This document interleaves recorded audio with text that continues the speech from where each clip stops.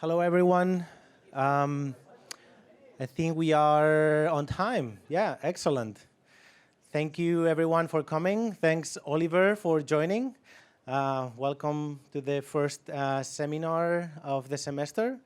It's a great honor to welcome Oliver Brock, coming all the way from Germany. Thank you for making the long trip. So let's see, just to make sure I get this right. Oliver Brock is the Alexander von Humboldt professor at the Technical University of Berlin. I promised that I would try, but I didn't try to pronounce it in German. Okay. TU Berlin, let's put it that way. That's what we call it too. Yes. And yeah, you probably know most of the story, right? So PhD at 2000 with Osama Khatib, and then spent a few years in the States, Rice University, and spent your faculty career. You started your faculty career at actually close nearby at UMass, and then in 2009 moved back to Berlin to start the RBO, right? The Robotics and Biology Lab. Actually, RBO? No. Shouldn't it be RBL? RBL, there you go. It took you a while to figure this out. Yes. So, the first time that I read Oliver's bio, the one thing that caught my eye was Alexander von Humboldt. Really? Okay, I have to be honest. The first thing that I asked myself was, who is Alexander von Humboldt? And why is Oliver associated with that name? Truth be told, 3 years ago, I decided that I would read his biography to sort of try to understand what was that relationship. And it turns out, so Alexander von Humboldt, I don't know if you know him, was many things, right? So sort of towards the end of the 18th century and beginning of the 19th century, he was called the most famous person in Europe besides Napoleon, right? So he was kind of like the equivalent of a star today. And a couple of things that I wanted to highlight. He was, for the foremost, he was a naturalist, right? So he, one of the things that we attribute to him is this idea that you can't really understand nature by looking at its sort of individual components, right? It's not just that we cannot understand it, it's that they lose meaning, they don't make any sense. I'm gonna quote from here. In this great chain of causes and effects, no single fact can be considered in isolation, right? Sort of creating this idea of ecosystem. And I think that that's an idea that sort of resonates really well with Oliver's philosophy on robotics, right? So the fact that we can't really understand or make meaning out of robotics if we just keep looking at those individual components. And the second thing that I wanted to highlight from Alexander von Humboldt is that he wasn't just a naturalist. The other thing that made him a star is that he was an adventurer, right? So he took on these long journeys of discovery through South America, Europe, Russia, just to sort of understand nature. And then that's what sort of was bringing his ideas of looking at it from a holistic perspective. He was kind of an Indiana Jones, almost. Which then inspired the sorts of Darwin and Wallace to make their own personal journeys of discovery. And if you look at sort of Oliver's research track record, you can understand it also as a set of journeys of discoveries. You're very kind, right? But you're pushing it. No, I know. Well, it's my time. Then you'll have your time. So we were talking with Oliver some time ago, and he was jokingly saying that every 7 years he changes his research direction. And there is some time ago, right? Oliver used to work on motion generation, right? For a while he was known as a motion planning guy, right? And then all of a sudden one day he was building hands. Where is this coming from? What is not just building hands, but getting like best paper awards for that? And I think I kind of sense that he's about to start a new journey of discovery, or he has already started, right? He's now has become the director of this Center of Excellence in Germany, with title with this very catchy and up-to-date phrase, the science of intelligence, which I'm not sure if it has to do much with building hands or if it has to do much with motion planning, but it definitely is related, right? So it'd be great to hear more about it. Thank you very much for coming, Oliver. Well, thank you so much for this really, really wonderful introduction. But now I have to change my talk to respond to the things you said. So first of all, it's obviously an honor for me to be here. It's an honor to be at the first seminar this year. Now that you mentioned Alexander von Humboldt, I feel like, yes, you know, he's very not well known, especially in the US, but for his 100th birthday, when he was actually dead, there were big celebrations in the streets of the United States. So he was really admired in the US. He was a very good friend of Thomas Jefferson, and he was a very big slave proponent. Sorry, the opposite. What is that? He was very much against slavery, and you know, he was very much advising the U.S. government at the time in those matters. So he actually was very well known and very famous in the U.S. too. It's humbling and almost intimidating that you would mention my name in the same sentence with him, but I appreciate the very nice gesture and I thank you for it. You didn't fail to mention that I actually came from far away, and these days that's sort of an ambiguous thing, right? I mean, I traveled to see you, but there's also a lot of CO2 that was produced because I came here. So I want to assure you that I actually compensated for the CO2. This is the certificate that says that I have offset 2,765 kilogram of CO2, which is the calculated value of how much my flight produced. I learned over lunch that maybe many people don't know this. You can actually donate money to offset a certain amount of CO2. So when you fly somewhere, you can enter your flight data into a website and it shows you how much CO2 you produced, and you can pay to support projects that try to prevent the same amount of CO2 from being produced. Now that's not the best way of doing it, but by the way, if you guys want to come to the front, it's going to be 45 minutes. So if you want to stand, then that's fine too. So yes, I'm mentioning this, and I would also like to mention that actually my entire group, all of my students have agreed to compensate for all of their conference travel. So just maybe that inspires you to try to do the same. Along those lines, another thing I would like to mention is that we're organizing in 2021, so next year, the first Joint Robotics Congress, which also has the intention of preventing some CO2 from being produced by putting together humanoids, RSS, ISRR, and FSR into one place, assuming that many people attend several of these, and now they can attend all of them at the same time with only one trip. Okay, this ends my preliminary announcements. Back to my talk. Why I believe AI robotics is stuck. Now that's kind of a difficult statement, right? Because things are not very well defined, and it's difficult to define what AI robotics is, and it's difficult to define what stuck is, but I'm going to try. Alberto already mentioned this new center. It's called Science of Intelligence. And the idea is that there is something out there, you guys all possess it, which is called intelligence, and it enables you to exhibit a certain behavior, intelligent behavior. I would say that the robots that we have right now and that we're building right now are very far away from that, and that there's a really, really large gap. And we can now argue about how big that gap is or whether it's really there, but the premise of my talk, and I hope you will bear with me for a minute, is that there's a big gap. And for me, AI robotics is the discipline that wants to understand this notion of intelligence and how we can replicate it in synthetic and technological artifacts. Why do I say that it's stuck, right? That's a difficult argument to make. And Alberto was nice enough to send me the link to your YouTube channel that lists the talks of previous people that came here.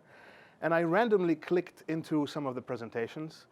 And just to quote, Ken Goldberg, in his abstract, says, despite 50 years of research, robots remain remarkably clumsy. In his talk, and I had the, I don't know, sheer luck of just clicking on the right moments. I clicked on it and he said, I have been looking at the same problem for 35 years now, and I'm very sorry to say that we've made very little progress. So I could go on, but try it yourself, right? Try to just do, I guess, presentation bingo and see whether the statements that you get are positive statements or not. I was surprised how many people are critical. And right, maybe that's part of setting up the tension for then showing you how great their research is. But yeah, so I would like to talk about this at a relatively high level, talking about science. And then I would like to use that to frame discussion about the research that we're doing in my lab. So that's the agenda. It starts with a story. This is the oldest known periodic table of elements from about the 1880s. And they know this because some elements are not on there yet and others are, so you can sort of frame the time when this was produced. They found this in St. Andrews University, I think about 10 years ago. This is a more modern table made by Mendeleev of elements, right? So right now it's 118 elements. And I think this is really an amazing feat of science. Take everything around you, starting with photosynthesis, burning rocket fuel, your digestive system, everything. Everything is explained by this one table and 4 particular types of chemical reactions. Right? So that is really amazing. Everything you see, it's like, you know, liquid cheese. Anything can be explained with this. So I'm really in awe of this scientific achievement. Then I watched a YouTube talk by Professor David Tong from Cambridge. He's a quantum physicist. And he started off by saying, you know, this is a triumph of science. And I very much agree with him. But then he proceeded to say, it's kind of a mess. He said, it has a stupid shape. It looks a little bit like Australia with a dip in the top. No, it doesn't. He says, you know, if I was asked to come up with a fundamental classification of everything in the universe, this would not be what I've gone for. And he continues to say, it is not just me who thinks that this is a silly way, I mind you, silly, to organize nature. Nature itself thinks this is a silly way of organizing nature because these are not the fundamental building blocks. I was like, wow. So what does he have to offer as a replacement? This is his periodic table. And he says this is more elementary because these are the 4 quantum fields that we have in the universe, and everything derives from that. Okay, so let's look at this, right? So we have this, and it's sort of the bottom level of what we understand right now. We have the standard model of elementary particles, and that, you know, in level of abstraction is a little bit higher, and then maybe on top of that we have this periodic table of elements. And we discovered these in a way backwards, right? We started on the top and went down. So, by the way, this is not the only levels, right? There's, on top of the chemicals, there's proteins. Proteins form cells. Cells form bodies with organs and vascular systems and so on and so forth, and societies, right? So I'm not talking about the whole world. I'm just choosing this as an example. But why are these 3 things interesting? Why are they successful? They're successful because they capture the relevant structure of the problem, and they're very, very useful, right? And if you are a chemist, I'm sorry, Professor Tong, if you are a chemist, this doesn't help you at all, right? You want to use the periodic table of elements. So it seems like to debate which of these levels is the right one really depends on your context, on your goals. So yeah, what can we learn from this? Right? So the first thing is that models are useful if they capture some structure. And I guess this is something that we as roboticists would immediately agree with, right? But why are chemists not stuck and we are stuck? Let's look on. One thing is that these models came from observations, right? People observed nature and then started building these models. What do? We build things, and then we observe the things that we have built. And if these things work, then we think that the models that we use to build those things are good. But that is a scientifically questionable conclusion. And so there's a very big difference, right, in the way that these methods here that are analytic, they analyze the world, and we are synthetic. We produce synthesis. We synthesize technology or things that we then observe. There's a very fundamental difference in how we need to gain insights. And I think we are sort of at a loss right now for a really solid scientific answer to these questions that parallel from the natural sciences. So we need to be at least be able to question these models, I think. So we have the real world, chemistry. We have a model of the world, and I already argued that these things are useful. And if you think, and then we have a third component, which are the languages that we can use to express those models.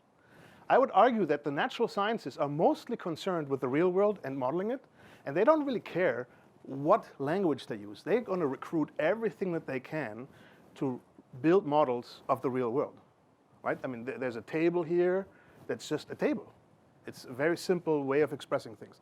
I would argue that we are more concerned with the languages and with the models that we build, but we don't take enough inspiration from actually the real world. So we self-identify as somebody who is doing optimization. We self-identify as people that are, I'm a POMDP person, I'm an optimization person, I'm a controls guy. We do all of these things. And really, I think we are not emphasizing sufficiently observations, and we need to define what are the observations that we're interested in, and I think it's observations of behavior.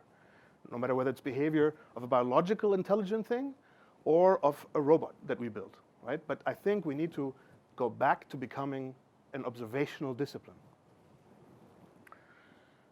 Yeah. One thing that might make sense actually is that we focus on these languages because we don't just want to explain one phenomena, we want to generate artifacts that can handle many problems, right? So in a way, we want to be automatic in generating these models. So it might make sense actually that we have shifted to this side. But then the question becomes, what are the right models to, the right languages to express our models? And I think right now, everybody would want to answer deep learning, right? That's what everybody is thinking. And it's possible, right? It's possible that deep learning is the right language to express many things. I'm going to argue that we actually want to combine as many of these languages as possible, well, as necessary, I guess, to do the right thing. But we'll see. Speaking of deep learning, I just want to make one quick remark. Why is deep learning so successful? Because there's no question that it is. But I think we also here need to be somewhat careful. It could be successful just because it's the answer to everything, right? And then things will play its course, and my talk about being stuck is nonsense. That is possible. But I would like to point out that there are at least 8 other reasons that are relevant. Number 1, and everybody will agree with this, is data. Number 2 is compute, right? GPUs, we're just using way more compute than ever before. Number 4 could be that it's simply the memory, that there is a lot of things that couldn't be stored in a neural network. Number 5 is that these networks come with now, these days, with huge and beautiful and well-usable, easily usable software frameworks, so they make the entry level to research really, really easy. Could simply be that everybody is working on it, so it's a question of person months. It could be the intellectual focus that all of a sudden many communities are paying attention to this. It could be that we're evaluation blind, right? There's an MIT person, Andrei Barbu, is he here? No. He wrote a beautiful paper showing that basically there's a huge bias in many of the test sets that we use. And if you make better test sets, then the performance of deep learning methods can decrease significantly. So that's another reason that we're sort of blinded by our own evaluation methods.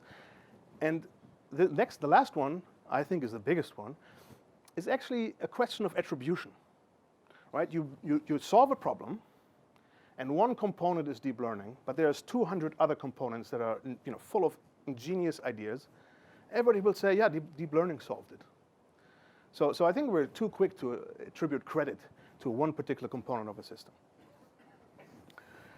Okay, but I think that we're stuck because we don't know how we can actually use the modeling languages that we have to build good models of what it is that our world is. And I think robotics is the science of behavior. So to me, the world is behavior. So we need to generate models that generate behavior. I'm going to try to take this analogy, this metaphor here of these three things, and I'm going to talk about some of the research that we're doing in my lab, and I'm going to see how those things relate. The first thing I want to talk about is grasping. So the question is, what is the right language to express behavior in grasping? And people have tried many things. People have tried planning. People have tried control. I'm going to say that what we did is to start with observation. We started with observation of behavior. And this is a video that I've played many, many times. It's one of my grad students, former grad students, picking up a piece of wood from a table. But if you watch that in slow motion, you see that actually the fingers are first touching the table. Then there's sliding of the object initiated by the thumb until they hit the other fingers. Now the thumb forms sort of a pivot, a joint, and the other part is being lifted. And only now do we have actually a successful grasp. So the idea is that there is a complicated interaction between the environment, the hand, and the object to successful grasping. And what happens is that the hand is outsourcing perception and control to the environment by exploiting what we call environmental constraints. So here's another example, and actually this video plays for a long time. There's many different examples of people are using, forces and sliding and contact interactions with the world to outsource control and perception to the world. We tried this with many, many people on different objects for a total of 3,500 grasping trials. So these were our observations. Here's some video of the setup of something grasping something very slowly. I think it's kind of a chestnut or some kind of thing. So this is a big instrumented thing, and we're really observing as much as we can, and we're analyzing what happens. The result is that, yes, these exploitation phases of environmental constraints are something that can very well explain human behavior. So this graph here on the top, I'm not going to go into the details, but this graph is representing 3,400 grasping trials with all these different objects I showed you. So it's a very simple representation, seemingly indicating that these environmental constraints do what we said before we want. They represent some inherent structure of our problem. And so this realization triggered us to build hands, because we wanted to be able to have a hand that is able to exploit environmental constraints. So for that, we need to do contact. We need to slide along things. We need to be able to comply to the world. And so this hand is basically out of silicon rubber. So it's intrinsically soft and safe and compliant. And it's operated by inflating. So it's a pneumatic hand. Here you see a cut of the finger. It's basically a balloon that's being inflated. The red thread is providing radial expansion. And in the bottom, there's a fabric embedded into the finger that prevents elongation. So if we blow up the balloon, it basically rotates like you just have seen. And now you can do grasping by exploiting environmental constraints. So you're sliding along the wall of this bowl, then you're scooping along the floor of this bowl, and you're picking up something without ever really having perceived the exact location, the exact geometry of either the bowl or the thing that you're picking up. So you've completely changed the game, right? You don't need perception, you don't need control. I mean, you need some, but you need very little. And the hand is actually doing a lot of the work. So here is just to show you some examples of things being picked up in this way against environmental constraints, like a wall here. And you know, this video plays for a long time, but you get the idea, right? I mean, you guys, if you watch yourself, you're doing this every day. So the hypothesis at this point is that these environmental constraints are a fundamental element of a model of a modeling language that describes grasping behavior, right? And so if it is helpful to use environmental constraints, then there must be something going on, right? There must be something going on that's helpful. And I want to explain this now. Here you see a simulated hand grasping with physics turned off, right? So it's penetrating the table and you see just the result of the actuation command. Everything you see can be explained by how we actuate the hand. Here you see physics turned on and the hand is picking up 3 differently shaped objects. It's the same exact control, but it's obvious immediately that the motion of the fingers must be different because the object that's being picked up is different. But it's the same input that we're giving to obtain different behaviors, right? How is that possible? Well, it's possible because the control that we send is being modulated by this interaction between hand object and environment. And so something is happening here that actually presents genuine computation or modification of behavior. Something is happening that really wouldn't otherwise be happening. And so if we now are able to design this interaction in such a way that it's advantageous to us, then we can exploit these environmental constraints to our advantage, simplifying perception and simplifying control, but having to design a smarter hand. Okay, so at this point, I would like to briefly mention the people that did this. I'm not done with this yet, but just for practical reasons, more people didn't fit on the slide. So the top row, Fabian, Steffen, Clemens, and Marianne, they were the people that did the human experiments. Clemens also did the planning and perception that you've seen, so because the grasps were actually planned. It's a very simple planner, but it's very effective. Raphael built the hand. Vincent, Kian, and Guido, together with Raphael, developed this notion of morphological computation that I was alluding to. Okay, so if these environmental constraints are indeed a good element of a modeling language, then we should go on, right? We should use it and we should model new things. So here is a video from 2 days ago. A student of mine is looking at how piles of homogeneous objects affect these environmental constraints. And it turns out that these piles actually either mediate the environmental constraints, so you can pick up things using the wall even though it's behind the pile, or if the pile gets bigger and bigger, it starts being its own environmental constraint. So what's actually happening? Where is the computation here? Well, let me play this video. So here you see, grasping from the corner, cylinders from the corner constraint. And the goal here is just to pick something up, right? This is basically no perception. It's just picking something up. So what's happening here? Well, if you basically regard this big line as the wall, and the end effector, the end effector is moving this way, then you will have these objects here kind of be moved to the side. And the effect is that these objects that are in this red cone are actually either moved towards the center of the hand or are fixated there. So the pile is doing a guidance, basically acts as a fixture or as a conduit for the object into the hand. Here are some of the grasping results, and the first thing to notice is that we get, with the corner and the wall grasp, we get very good performance, right? Ignore the heavy sphere. We don't really know what's going on there. The heavy sphere seems to be too heavy for our soft and very, not very strong fingers. But we get very good performance for the light sphere and the wooden cylinder, but the performance is really poor for the wooden cube. Why? Because, well, this flow that's doing this computation that I just showed on the previous slide is not happening as smoothly or at all with a cube that gets stuck on each other, right? So the rounder an object is, the more of this additional computation happens in the pile. Yeah.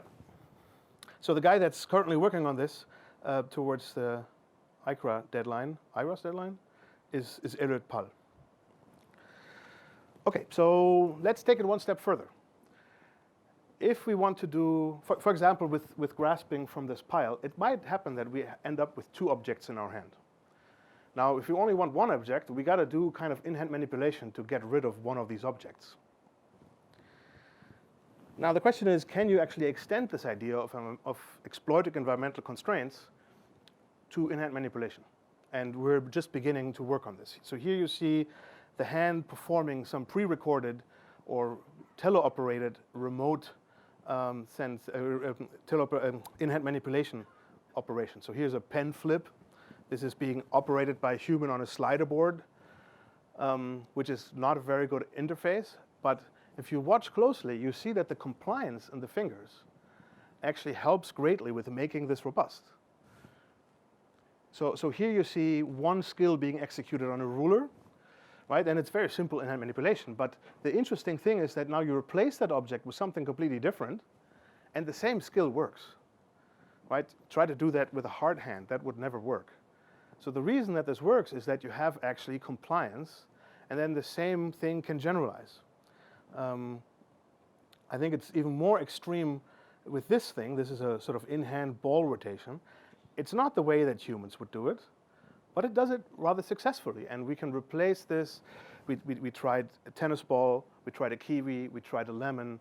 We tried things of different shape, different weight, different surface texture, different size, and this very same skill just extends to that, right? So we had a degree of robustness as a consequence of using environmental constraints that I think is impressive. But we're also realizing that we will have to be able to modify these environmental constraints, which in this case are provided by the hand itself, right? The hand provides environmental constraints. By the way, here you see the failure when the environmental constraint fails to restore the original position of the ball, and then the ball sort of falls out. So we realized that we're going to need more degrees of freedom than we have in this hand. So we built a new hand. This is the RBO hand 3. And I'm showing you just a short segment of the Kapanji test. The key here is that we can actually bend the palm, right? So the fingers each have several degrees of freedom, and the thumb is highly opposable. And so this is basically our new experimental platform with which we want to explore this concept of environmental constraints in in-hand manipulation. So just to sanity check, the regular environmental constraints still work, and they look, I think, much better than on the previous hand. So that's already a success. And also in-hand manipulation, you can see that on the thumb we still have kind of a little forest of tubes there. We gotta work on that a little bit. But in-hand manipulation, you can still see that it's the compliance, obviously, of the fingers and the hand help to make this robust.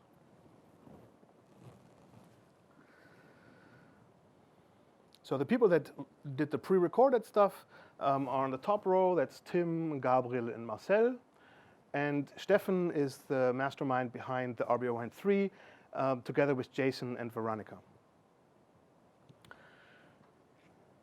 Now, another random click I did on the YouTube channel of this seminar was into Abhinav Gupta's talk. And he was asked at the end what he thinks is the biggest thing that's missing from hardware. And he said two things. He said soft hands. I've just shown you one. And he said sensing. Sensing in these soft hands. So I'm going to show you sensing for soft hands. Now, the whole benefit of the hands is that they're very, very compliant, which means that they have actually a very large number of degrees of freedom. How do you want to sensorize them? I mean, it's difficult to even place a sensor on the finger, let alone a sufficient number of sensors to actually reconstruct the shape.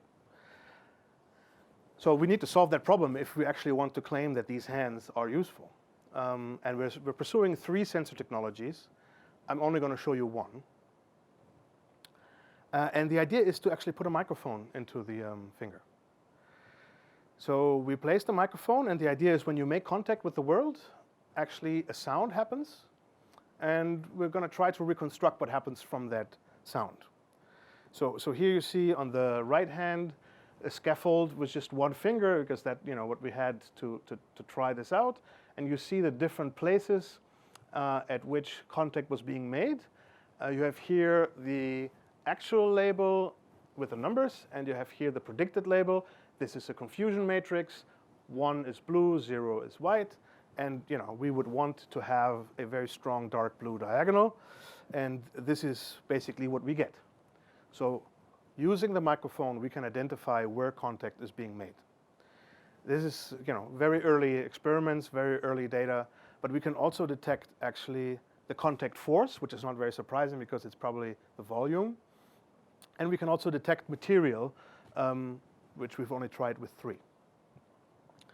But what we can't do is, after the impact has happened, to still sense. That's only limited use. So we thought, okay, let's put a microphone into the finger. And you see here, a loudspeaker. You see here the microphone from before, and this is the loudspeaker.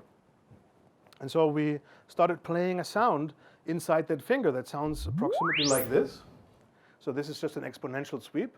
We later learned that actually white noise is much better. So right now we're using white noise less than 0.2 milliseconds, 0.1 millisecond. 0.1 second. And this is how the sound is recorded from the microphone for contact in the middle of the finger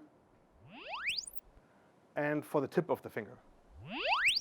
So there was probably not much difference for you to be heard, but machine learning algorithms can pick up this difference. So we automated the testing. As you see here, we have a Panda robot, and we're just recording a lot of data to feed our machine learning algorithms. Same deal here. We have the same categories. We have, actually, they're different categories, but the categories are predicted in true label. Same deal with the confusion matrix. And we actually get the perfect confusion matrix. So by playing active sound inside the finger, we can reconstruct something about the contact state of the finger. We're experimenting with many more things, like proprioception and multiple contact points and so on. But so far, everything that we have tried here has really worked very well with very simple machine learning. K-nearest neighbor or support vector machines. We didn't even have to do deep learning yet. So what happens? You see here the frequency spectrum of the sound signal that we record, and you see the amplitude for 3 different contact positions. And you see that they overlap a lot, but around 17,000, 18,000 hertz, if you zoom in, you see that there are some differences. And these differences are obviously enough for a machine learning algorithm to distinguish between those signals. So what's really going on? The blue signal is the one that we're sending into the finger. That's the energy that we're putting in. And the orange signal is the one that we record. Now, what happens in between? 2 things. One is the loudspeaker is not perfect, the microphone is not perfect, but we're using the whole finger as a sensor, right? It's like the body of a guitar. If you change the shape, if you change the contact, if you glue something onto a guitar, the sound will change. And so it turns out that we can basically, by placing a microphone and a speaker in the finger, turn the whole finger into a sensor without changing the compliant behavior of the finger. The question is, how far can this go? I don't know. We're experimenting, and really some interesting things happen. Sound, I think, is one of the most under-researched sensor modalities in robotics. If I put this finger in the room and do nothing and record this data and this data, I can tell the orientation inside the room, just because of ambient noise and the asymmetry of the acoustics in the room. When I showed you the video of training, the first thing that happened was actually that the SVN learned to detect from the motor noises the configuration of the arm. So you can throw out your encoders from your arm, put a microphone there, and you can reconstruct the state of your arm from a single microphone, which I find mind-boggling. So the people that did this work are Gabriel Zöller, Vincent Wall, and Marius Hebecker. All right. So I think so far I've shown that environmental constraints in the context of manipulation have again and again proven to be a useful modeling language that lead to then instances of models that can do useful things. I want to talk about another type of model very briefly, and that is in the context of interactive perception. So coupling perception and action. Here's an experiment from 1963. The construction is made such that the active cat, indicated by A, is generating motion inside this round room, and the passive cat is mimicking exactly the same motions. These cats are taken from birth, right after birth, and are raised in absolute darkness, and only a couple of hours a day they're put into this construction. So their only visual experience is in this thing. One cat, the active cat, perceives the world while moving. The other one has exactly the same visual stimuli, but doesn't correlate that with motion. Now, the active cat learns to see in the sense that it doesn't fall off tables, it doesn't run against walls, and the passive cat doesn't, in the sense that it does fall off tables and it does run against walls. Now, you can interpret this in many, many different ways, but one way to interpret that is that to develop a perceptual system in biological entities, you actually need to couple perception and action.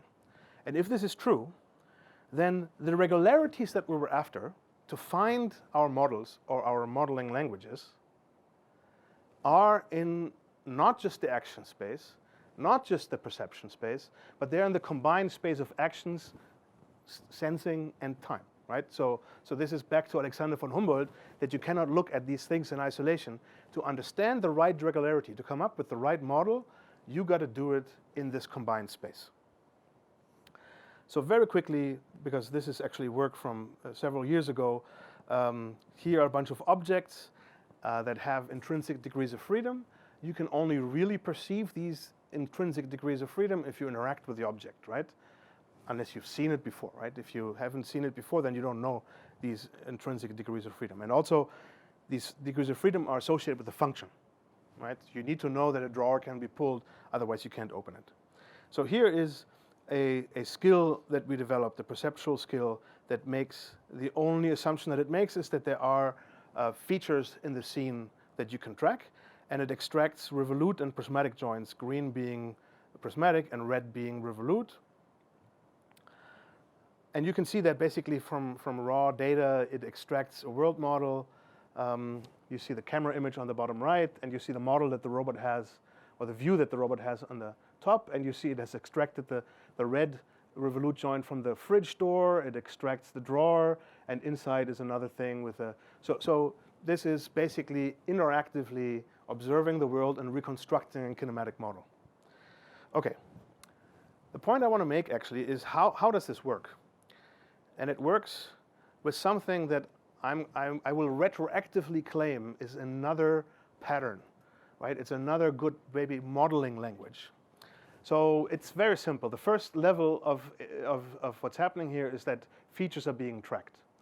These tracked features are being fed into a second estimator, and all of these are recursive estimation loops that groups these features into rigid bodies. Once you have rigid bodies, you can track their motion and understand their relative motion to basically get kinematic relationships between those rigid bodies. Okay, so that's so far so good, right? So we have this progression. But now there are these arrows back. Once you have an understanding of rigid bodies in the world, you know that all the features on that rigid body should move together. So you can feed that information downwards to improve your tracking. If you have rigid bodies and you know their kinematic relationship, you can feed that information back, and you're improving the way that you can track rigid bodies, because if something that is connected by a revolute joint is moving like this, you know that can be, I need to project it back onto the constraint I've already established. So these three loops help each other to extract more robust information from the signal that we're putting in. And how does that work? It doesn't work by magic. It works by every one of these loops exploiting some certain prior knowledge about the structure of the signal that they're interpreting. So every step is making another assumption, is basically extracting another regularity, right? We're extracting three different regularities that are interconnected. Now, we did this really to solve a robotics problem. But then we discovered literature in psychology and in neuroscience that is basically saying that this is also the way that the perceptual system of animals and humans is built up, by having feed forward and feed back, by having multiple layers of increasing abstraction and that help each other. So clearly, that's not a scientific, it's just an observation, right? It's just an observation. But it raises the question of whether this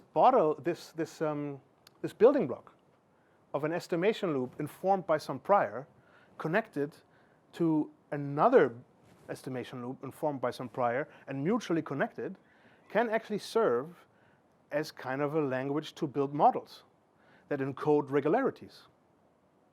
And so if this is true, right, then we should be able to build more complex systems the same way that we built this one.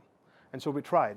We had the same thing, and the same robot opening a drawer, and we now use several different sensors that are all combined by, you don't need to understand the details, but the idea here is now we have more of these blocks that are somehow interconnected. And the surprising thing is that interesting, robust behavior comes out of this. So here you see, again, on the right, the robot view. On the left is the external view. And what's going to happen, the robot is going to pull, and then the light is going to turn off. So obviously vision fails, but proprioception through encoders still works. And this architecture that I showed you combines information sources proportional to the uncertainty. Obviously on the visual signal, uncertainty goes up, and the result is that the system doesn't even notice, it notices, but it is not affected. The output of the system is not affected by the light going off. Now you see here this turns onto night vision, and you see the RGBD pattern being projected, but the joint still continues to be tracked, right? And this happens automatically. Another situation that we cannot handle if we don't have these multiple modalities is opening this lid, because the box is sliding, and so just from proprioception, we're getting a very strange estimate of where this revolute joint is, because the box is moving while the lid is being flipped up. But then if you combine multiple modalities, in this case vision, proprioception, then you, as you see in a second, you'll get a very accurate estimation of where that, very quickly also, an estimation of where that axis is. So this is still trying to figure out, but well, I guess I need to advance it to the next slide. Here you see that it very quickly extracts the right location and actually identifies both degrees of freedom, right? The revolute degree of freedom and the prismatic one from pushing the box. And this works in a real robotic system on glass doors, right? As long as there are a sufficient number of features on the object, you can actually do this. So yeah, maybe maybe this architecture, there is something to it, right? There is something that this actually does information processing in a way that's similar to here. There's a map basically of the macaque visual cortex, a very old map, but it's still being used. And again, this is not scientific, right? It's just sort of a striking resemblance. And I was saying in the beginning that we need to actually question the way that we do science. So what do we do with this? We have here a bold claim that is completely unsubstantiated based on two visual pictures that resemble at some level, right? So how can we actually turn this into something serious and try to see if our hypothesis is right? That this is a modeling language that is well suited for representing regularities that appear in action perception loops. Well, I'm going to tell you what we want to do in the future. We're in the process of starting this project. We want to actually test hypotheses, well, we want to make predictions about the human system based on this architecture. I'm going to give you one example, and now you can all participate. I'm going to show you a picture. In the middle of it, there's a red dot, black dot. Just fixate on the red dot, black dot, and see what you see. So what you should see is called an after effect, right? An after image effect. You should see that the hollow shapes that are shown to you after the colored ones are actually filled with color. Is that what you're seeing? Good. Now, it's kind of surprising, right, that your brain is filling in the whole shape, even though you've never seen the inside of that shape in that color because it's always gray. Okay, so now I'm going to make another very wild claim. Somehow there's two different estimators going on in your brain. One is estimating the shape, one is estimating the color. They're talking to each other, and somehow the outcome is that you're seeing the shape being filled, the whole shape being filled. So we want to test things like this. I'm going to give you another example. Again, same deal. Look at the point in the middle.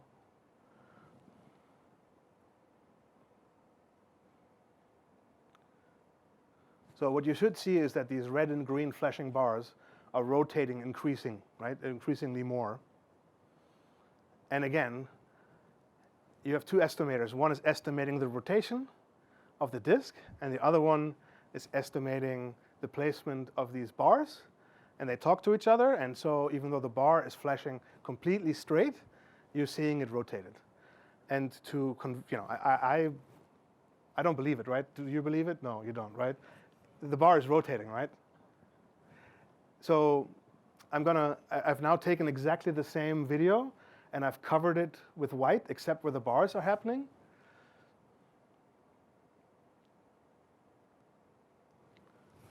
And if you look carefully, you can see that basically they're not rotating. They're flashing straight. So yeah, I can take the bars away, and it's the same video. So I don't know if this modeling language actually allows us to make predictions, but this is exactly what we would like to test. And maybe this is one way of looking what we should try to do, right? We should try to come up with ways of encoding regularities, right? So the claim is that this architecture, I know you're just watching, so I'm going to move to the next slide so you're not mesmerized by the rotating disks. And these are the people that did this. Roberto really was, his PhD thesis did everything I showed you in terms of real robot experiments. He did. Manuel and Aravind are right now working on this to extend this. So we're making the whole thing differentiable, so we can actually start learning these relationships automatically. And Martin Rolfs is a professor of psychology who studies human perception. So we're working together on actually making this happen. But yeah, the idea is that if this way of taking recursive estimation loops and interconnecting them and informing them by prior is a good way of modeling regularities that are relevant to the real world, then we should try to explore that, right? We should try to use that in a way to build systems that are robust. I don't know if this will happen, but that's certainly the goal. And I guess that brings me to the end. And here's my favorite chart. I guess the conclusion is that I think as roboticists, we need to pay more attention to the problem, right? We need to actually analyze the problem, and we should develop either models or languages for models that really capture the regularities that are the defining characteristics of our problems. I've shown this to you for two cases. One was for grasping, and the other one was for general interactive perception loops. I don't know if these are the true answer, but so far we've been having good results, I think, assuming that those are ways to represent the behavior. Number one, environmental constraints, and number two, these coupled recursive estimation loops. So I think that we should try to move towards the table of elements of robotics. We should try to understand how behavior can be decomposed into individual pieces. And I think then we would be on the way possibly to not just build engineering systems, but to actually build systems that behave in a way that we would call intelligent. I don't know if that's going to happen. That's a huge claim, but I would invite you to join me in the mission to try to make that happen. Thank you.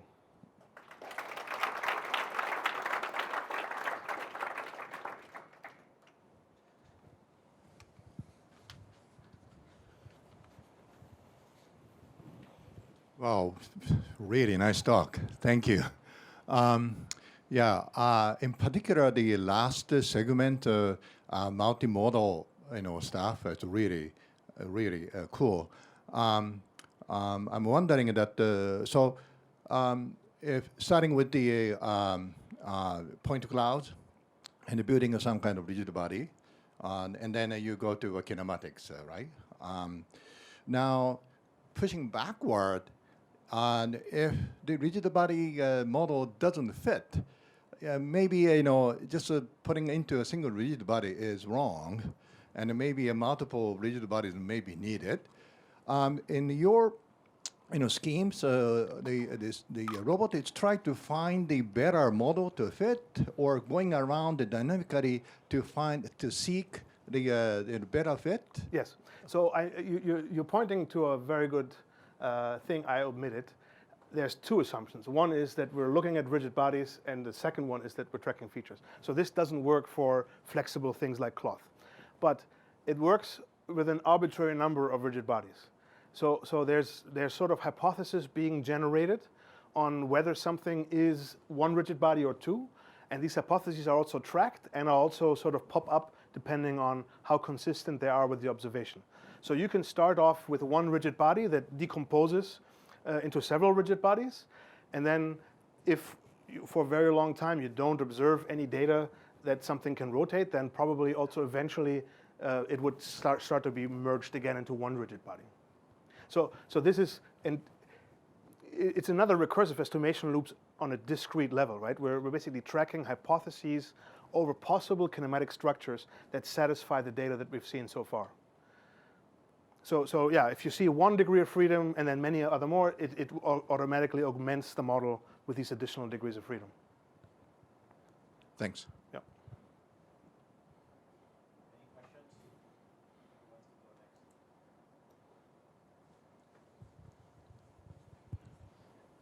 You mentioned how you don't trust the visual input when the light turns off. I was wondering if you could elaborate what you're using to deprioritize that in the estimator. So all of these, I mean, basically at the inside of each of these boxes is a base filter, right? And the base filter estimates the uncertainty over its own state estimate. And as two boxes that estimate the same state component or the state aspect of the state interact with each other, they get, I mean, okay, so this is predicting x, and this is predicting x, including uncertainty, right? If you now need to merge these two estimates of x, you're going to do that in a way that respects the uncertainty, right? If this one says 10 with very low uncertainty, this one says 1 with very high uncertainty, you're going to probably believe like 9.8, right? And so this is exactly what's happening. When the light turns off, all of a sudden there are no more features, right? You don't see anything anymore. So the uncertainty of the state estimate that you derive from visual information all of a sudden has very high uncertainty, while proprioception is completely unaffected by that. It maintains a low uncertainty, and then combining these two, the proprioception wins. But you don't have to explicitly program that, right? This is basically just sensor fusion that happens based on the uncertainty values. Can I ask a question down here? So you basically said in the last part, so you use interaction to infuse, I don't know, energy into the system, and then that generates more signal, which is beneficial for estimation, right? That's great. There's another connection between actuation and estimation, which is that one would think maybe we only need to estimate things to the degree that they're useful for control or for planning or for, do you see that connection also being established at some point? Absolutely. So this, Manuel and Aravind are working on exactly this as we speak. So they're preparing a paper also for the same deadline, where the idea is that that we estimate how much an action actually improve, or how do you have to pick the parameter of an action so that actually your perception of the parameter that you need to achieve your task improves, right? And I actually haven't seen the results. I just ran into Manuel yesterday or the day before in the hall, and he was smiling and he said, it works. right? And so it seems to be working. He was quickly telling me that basically the system by itself chooses a slightly different path of the hand to explore slightly what the actual state variable that it needs to estimate is, right? So it generates the motion automatically balancing task progress and perception progress.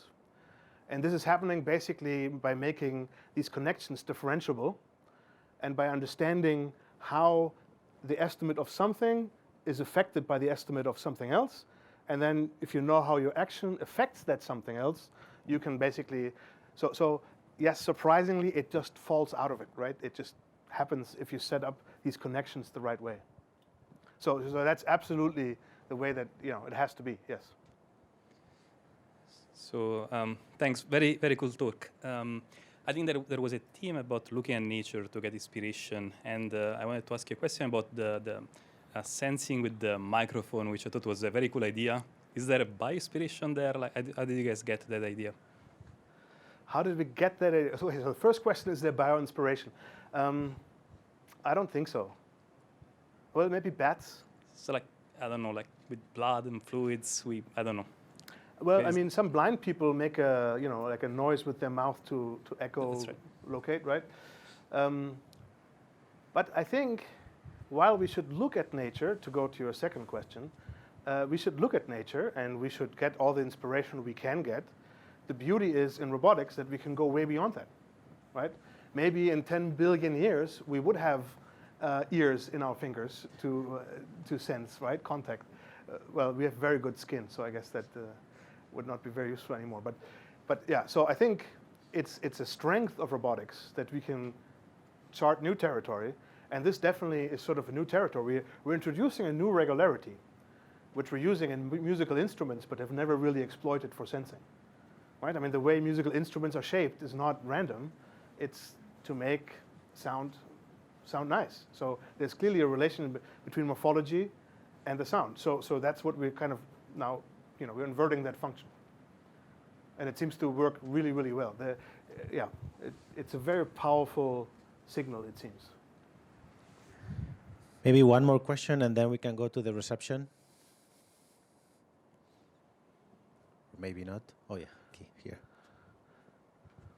When you sort of build soft hands or add morphological computation, it does a lot of the computation for you. But if you wanted to actually do algorithmic computation with that hand, like the predictive models for those kinds of hands become very hard, or very, in my opinion, become sort of hard. And so if you wanted to do both, what's the direction you push in? Do you add structured compliance where it's necessary, or do you sort of like add the minimal amount of compliance, or do you push in the direction of adding more and more morphological compliance so you don't need any algorithmic sort of reasoning? Like, what's the sort of, I don't know. Yeah, it's a very good question. And obviously, ultimately, I don't know the full answer, but what we've done is we've actually analyzed this morphological computation, and we divided it into the good, the bad, and the ugly. Right? The good is where morphology or compliance helps you. That's what you want in your hand, given a certain task, of course. The bad is the thing that is causing failure. If you didn't have it, you would be performing better. And the ugly is the thing that happens in both. And so we can actually analyze grasping trials and figure out which directions of compliance are helpful and which ones are not. And the idea is that you would then iterate your design by removing for a particular task the ones, the compliant degrees that are not helpful, or introduce actuation, as we've done with our hand, so that you can control the directions in which something is compliant, right? But so our first phase with the RBON2 really was saying compliance is everything. And then we discovered, yeah, compliance is super helpful, but you need to be able to vary it to actually use it in a good way, right? And so this is where we're going. And if you can programmatically vary the compliance, then you're much closer to an answer to your question. Can I ask a question? Sure. So what do you think of that? I mean, that robotics actually is too focused on, or that we as a field are too focused on, identifying as control theoreticians, as I don't know, deep learners and so on, and that we should focus on observation. I mean, do you think that's nonsense? Yes, I think it's nonsense. Wait, did you get the microphone? Oh, microphone. Oh, I don't know if I would be.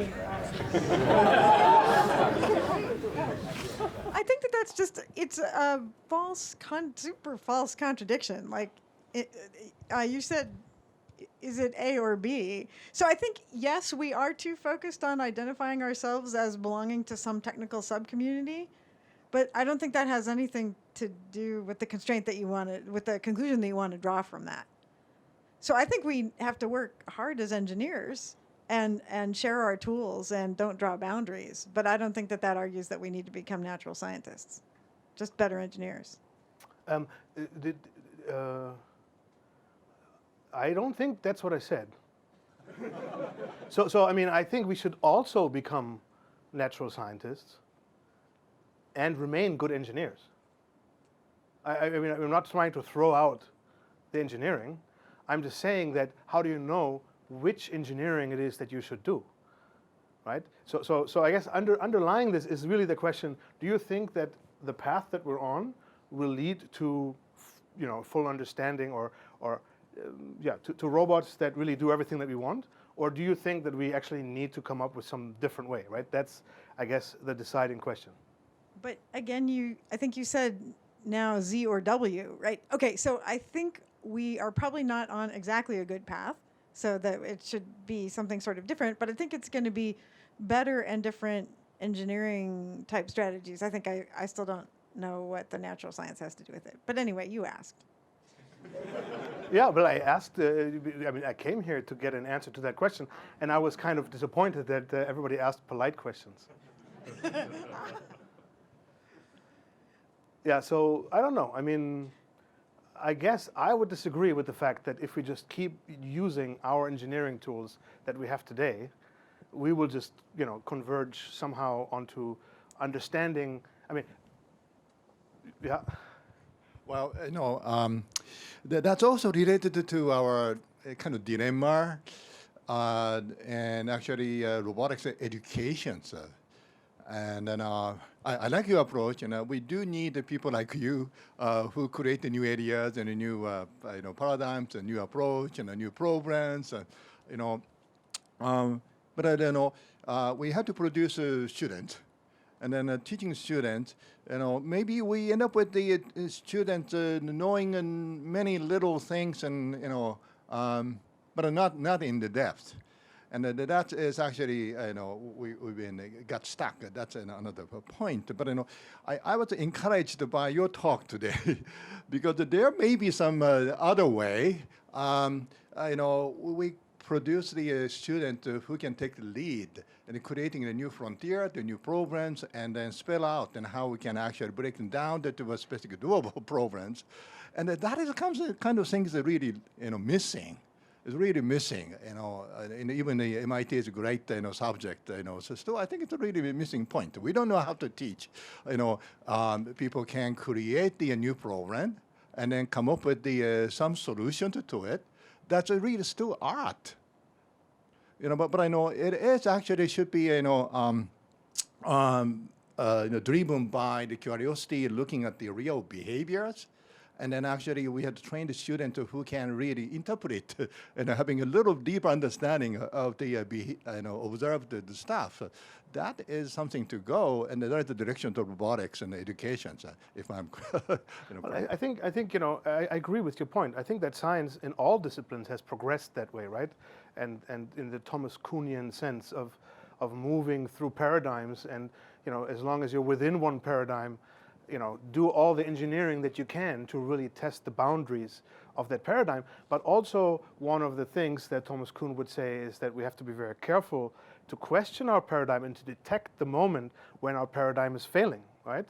And so the question is, when is the point for us to say that what we're doing right now will not lead to the goal? I mean, maybe we'll have autonomously driving cars, maybe we'll have robots that make our bed, but will we have actually gain a scientific understanding? And in that sense, it's a natural scientific question, right? Because intelligence is a phenomenon that's out there, just like stars, right? And we can study that phenomenon. And I think if you want to understand that phenomenon and build robots that can exhibit the same degree of what we call intelligence, then we need to start with observations, because that's all we have. Can I ask you a question? Because you gave the flavor that the visual illusion. Oh, sorry. Thank you. So you gave the examples of the visual illusion, but they are illusions. But you gave the feeling that that's the direction that you think we should be following, when actually they are still illusions. Yeah, they are not actual. Yeah. So I would actually argue the other way around. The fact that we are being eluded by the tricks are actually going the other direction of your argument. So, very good point. I actually, I really like that question. So the idea would be that obviously we're not trying to recreate the illusions. But if you have two systems that fail in a similar way, that is another indication that maybe underlying there is a similar principle operating, right? So if two systems succeed at the same thing and fail in the same way, that's an increased evidence that the underlying mechanisms might be similar. Does that answer your question? Partially. Yeah. So I mean, you know, these are visual perceptual phenomena that we view as problems because it's strange to us, right? But maybe they're useful for other things, right? Maybe they're actually consequences of functionality in other areas that happens to come with this. But evolutionarily, we were never confronted with something attacking us with blinking bars. So that was not something that we had to evolve for, right? So you're right. It's not what we're trying to copy. It's just another way of trying to understand whether there are similarities or not. Thanks for indulging me. Thank you. Thanks, Oliver.